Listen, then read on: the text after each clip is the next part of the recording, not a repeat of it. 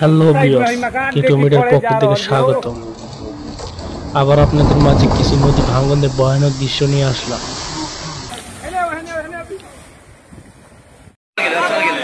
দেখতে পাচ্ছেন নদীর মধ্যে বড় বড় দালানগুলো বিলীন হয়ে যাচ্ছে। এভাবে প্রতি বছরই ভয়ানক রূপ ধারণ করে গঙ্গা, যমুনা, পদ্মা নদী। প্রতি বছরই হাজার হাজার ঘরবাড়ি, স্কুল, প্রতিষ্ঠান, রাস্তাঘাট, আবাদি জমি মুহূর্তের মধ্যে বিলীন হয়ে যায়। এটা নিত্য নতুনের কোনো নদী ভাঙন না, এটি প্রতি বছরে এভাবে ভয়ানক রূপ ধারণ করে থাকে। দেখা যায় কিছু কিছু স্থানে বড় বড় বিল্ডিংগুলো নদীতে বিলীন হয়ে যায়, এমনকি মানুষের আবাদি জমিগুলো বিলীন হয়ে থাকে। এই ভয়ানক তাণ্ডবগুলো শুরু হয় সবচেয়ে বেশি বর্ষা মৌসুমে, এমনকি পানি কমার কালেও এই ভয়ানক ভাঙন হয়ে থাকে। আপনারা দেখতে পাচ্ছেন মুহূর্তের মধ্যে একটি বিশাল আকৃতির দালান মুহূর্তের মধ্যেই নদীতে বিলীন হয়ে গেল।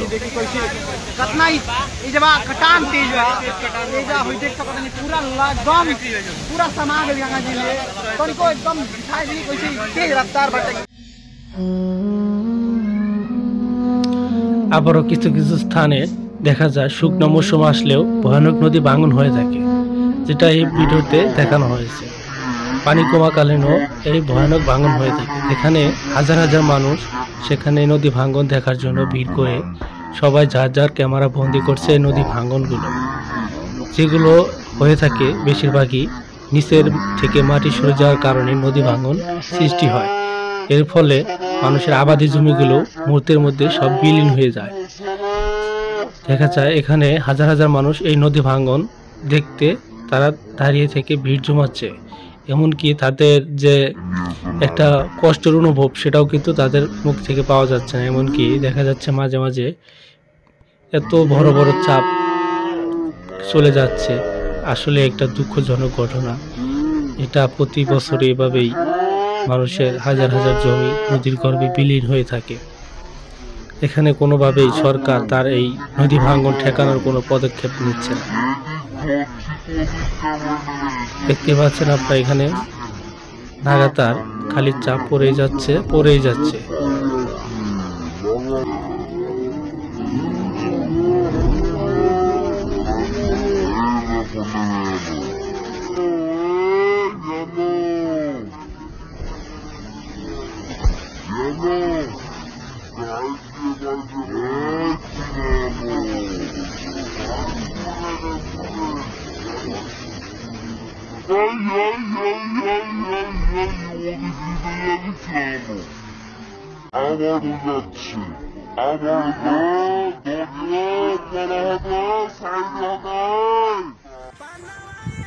हम झूलन भोजपुरिया और रउआ सबके बता देवल चाहत तनी इ जीवन कटान होखता इ चकी नौरंगा में, जवन की बलिया जिला में पड़ेला।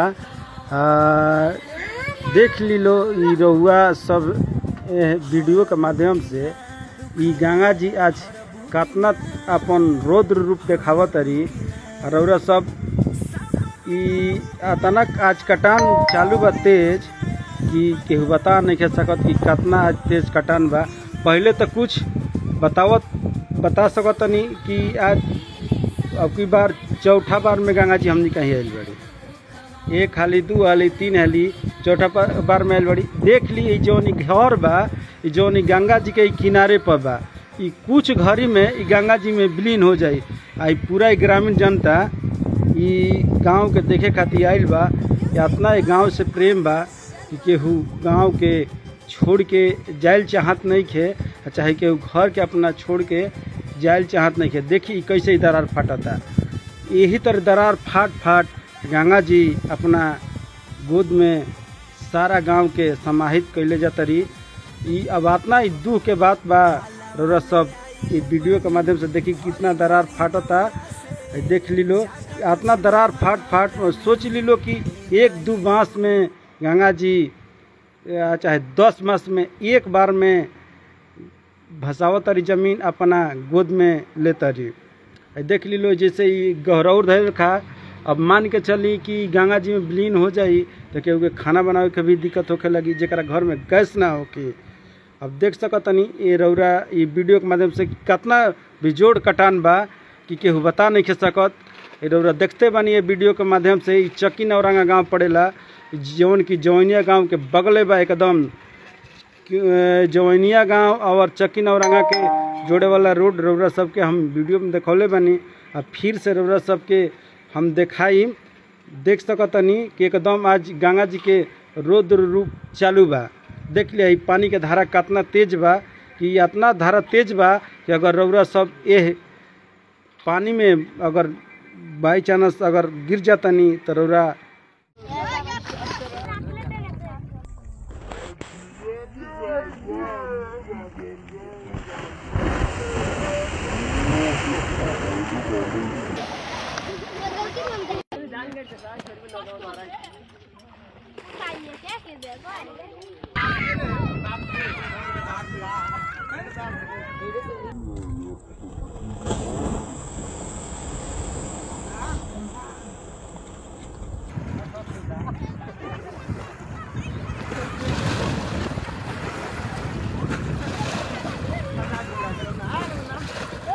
Hey, no.